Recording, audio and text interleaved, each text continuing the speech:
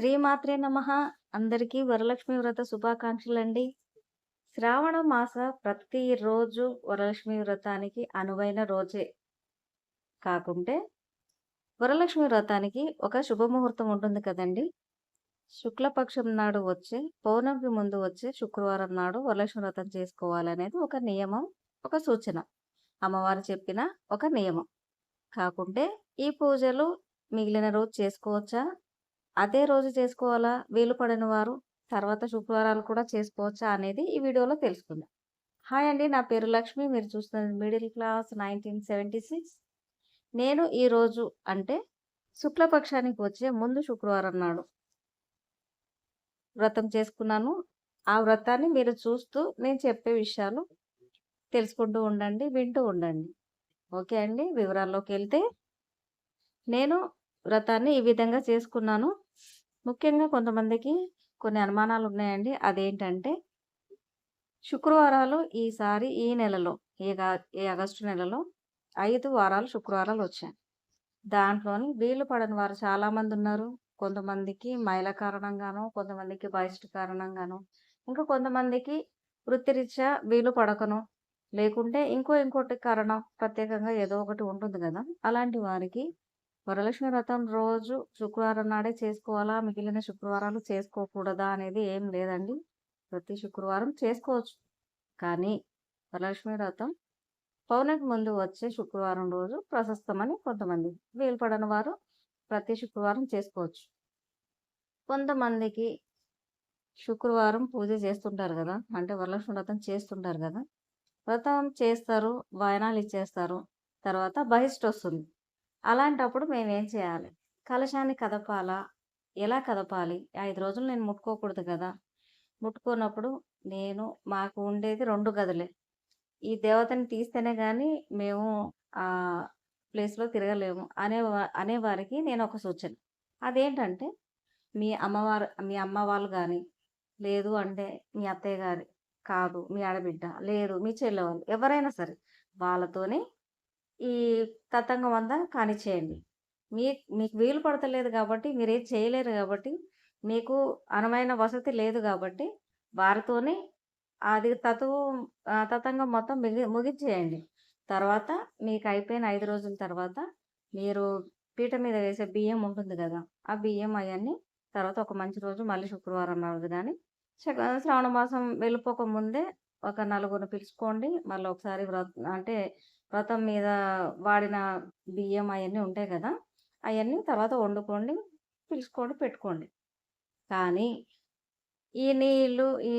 కలశంలో ఉన్న నీళ్ళు అయన్నీ ఎవరు తొక్కని చోట అంటే ఎవరో ఒకళ్ళతోని తీపిస్తారు గదా! కలశాన్ని గాని, అమ్మవారిని గాని అంతా తీపిస్తారు గదా!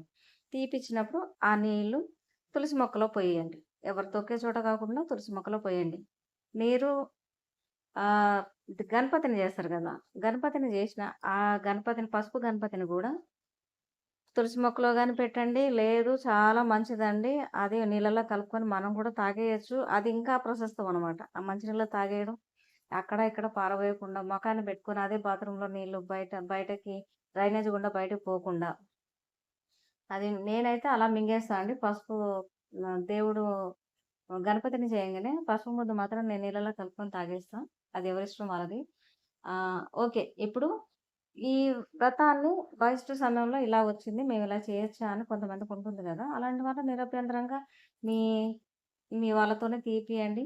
ఎంత శుద్ధి చేపిచ్చేయండి. అయన్నీ తర్వాత మీకు ఈ 5 రోజులు గడిచిన తర్వాత మీరు దేవుడి దగ్గర ఏమేమి వస్తువులుంచారో అయన్నీ మీరు చూసుకోండి. అయన్నీ భద్రపరుచుకోండి. ఏది దేవత దగ్గర ఉంచాలి, బియ్యం వండాలి అయన్నీ ఉంటది గదా! అదంతా మీరు జూసుకోండి. అయిపోయిందా? తర్వాత మాకు ఈ శుక్రవారం చాలా శుక్రవారాలు కుదరలేదండి. లాస్ట్ శుక్రవారం జేసుకోవచ్చా? మరుసటి శుక్రవారం జేసుకోవచ్చా? నిరభ్యంతరంగా జేసుకోండి. అలాంటిదేం తప్పు లేదు. అమ్మవారికి ఏ రోజైనా ప్రీతికరమైనదే. కాకుంటే ఈ శ్రావణ మాసానికి ముందే కొంతమంది వీడియోల కోసం ఆ దేవుడికి వ్రతాన్ని చేయడానికి ఒక నియమం అంటూ ఉందండి. మహాలక్ష్మి అమ్మవారే చారుమతి దేవికి సూచించిన నియమం అనమాట. అది పౌర్ణమికి ముందు వచ్చే శ్రావణ మాస శుక్రవారంలో రెండో శుక్రవారాన చేయాలని ఉంటుంది గదా! అదంతా వీడియోల కోసం కొంచెం భ్రష్టు పట్టిస్తున్నారు. అది మాత్రం కొంచెం చూసుకోండి. శ్రావణ మాసంలోనే చేయడానికి ప్రయత్నించండి అంతే. తర్వాత కలశం అది అంటే రూపు పెట్టాలా? బంగారం పెట్టాలా? ఎన్ని నైవేద్యాలు పెట్టాలి? ఇదంతా అవసరం లేదండి. బంగారం కొనాలంటే మధ్య తరగతి వాళ్ళకి తాహతు మించిందే అయితుంది గాబట్టి, ఆ రోజు బంగారం కొనాలి అదంతా ఏం లేదండి. బంగారం లేకుండా, కలశం లేకుండా, అమ్మవారి పటం పెట్టుకొని కూడా పూజ చేయొచ్చు. చేసేయండి పర్వాలేదు. వాళ్ళని చూసి, వీళ్ళని చూసి, పులిని చూసి వాతలు పెట్టుకున్నట్టు పెట్టుకోకండి. వాళ్ళు వాయనంలో అన్ని రకాలిచ్చారు. నైవేద్యంలో ఇన్ని రకాలు చేశారు. ఇదంతా వద్దండి. మీరు తాహతుకు తగ్గట్టు మీరు చేసుకోండి. పర్వాలేదు. మీరు ఇబ్బంది పడకండి. అంతేగాని పూజలు మీ తాహతుకు మించి చేయకండి. ఎందుకంటే ఇద్దరు గడిస్తేనే గాని ఇంట్ల కుటుంబము గడవట్లేదనమాట. గడిస్తే అనంటే ఇద్దరు సంపాదిస్తేనే గాని కుటుంబం గడవని పరిస్థితి కాబట్టి ఎక్కువ తక్కువ ఖర్చులు పెట్టుకోకండి.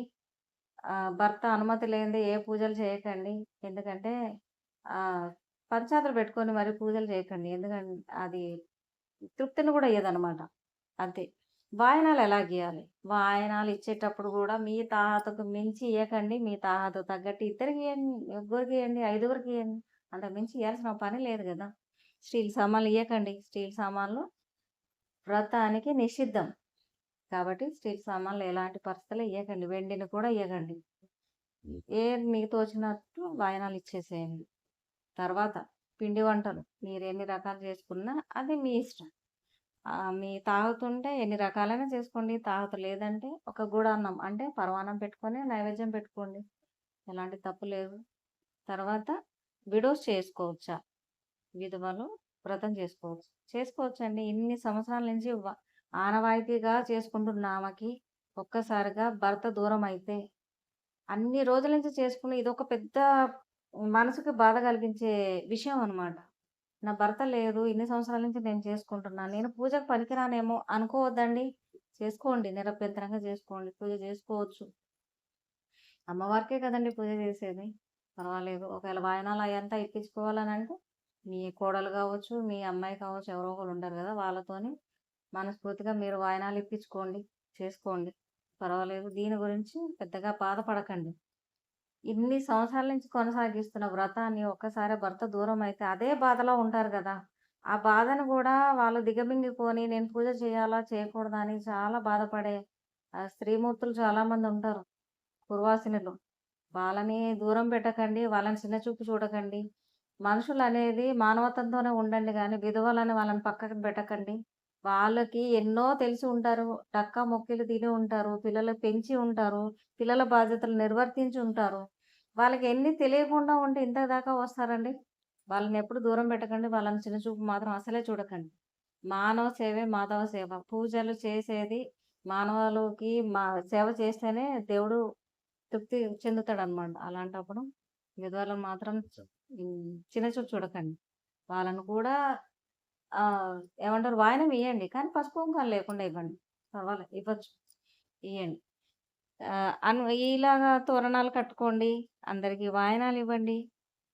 నేను ఇందులో చాలా వరకు అన్నీ కవర్ చేశానని అనుకుంటున్నా. మీకేదైనా డౌట్ ఉంటే మాత్రం వీడియోలో నాకు కమెంట్ చేయండి. దానికి నేను జవాబు ఖచ్చితంగా ఇస్తాను. తప్పకుండా ఇస్తాను. ఈ వీడియో గనక మీకు నచ్చినట్లయితే లైక్ చేయండి, షేర్ చేయండి, సబ్స్క్రైబ్ చేసుకోండి.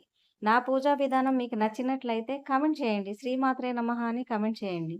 ఈ వీడియోని లైక్ చేయండి, హైప్ చేయండి. హైప్ చేసిన వాళ్ళందరికీ మనస్ఫూర్తిగా నమస్కారం అండి. ధన్యవాదాలు.